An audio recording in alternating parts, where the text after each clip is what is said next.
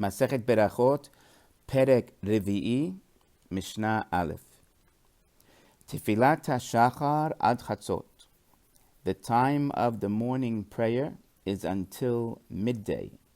Rabbi Yehuda Omer ad arba shaot, until the fourth hour. So here we're talking about prayer now, which is the Amidah, the Shemoneh Esrei. And we're not going to say the beginning of time. The Mishnah is only talking about the end of the time. And it's saying this first, just like Shema did the time first, but there it said beginning and end. Here they're just talking about the end.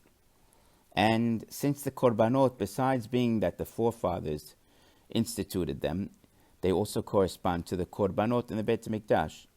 And these opinions, whether it was midday or the fourth hour, which is 10 o'clock if you start from 6 o'clock in the morning, these were times that they also agreed in the Beit HaMikdash that they shouldn't bring that morning sacrifice until that time as well.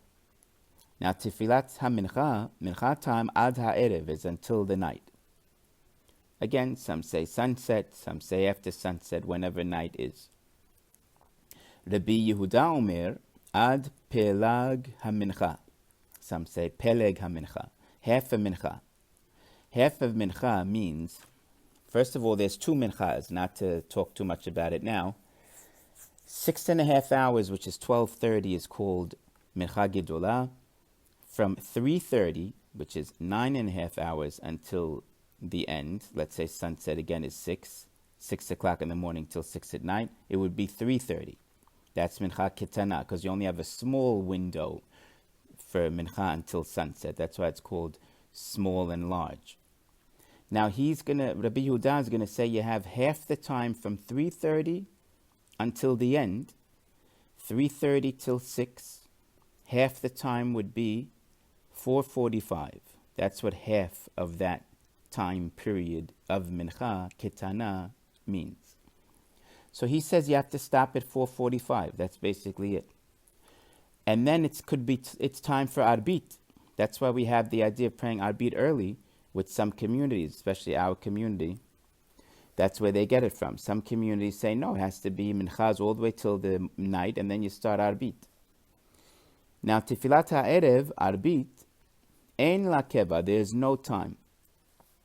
Now, they didn't just say ad ha'boker, because just by saying ein la keva, they're also implying that it was even not instituted. It's like it's an optional prayer. Of course, it was an optional prayer, but through the years, it became a minhag of Israel to say it, and like all minhagim, we have to follow it. It became an obligatory mitzvah based on minhag. Minhag backwards is Gehinnam. If you don't follow a minhag, it's also very bad. People shouldn't take it lightly. There are leniencies, but we won't get into that now. V'shel musafim kol hayom. And musaf you have all day, because again the korban of musaf was then. Rabbi Yehuda Omer ad sheva shaot. But Rabbi Yehuda also agreed in the korban of musaf and the prayer should be until the 7th hour, which is 1 o'clock. Now even the rabbis agree you should do it. You should pray musaf before 1 o'clock. It's just if you didn't, of course you have the rest of the day.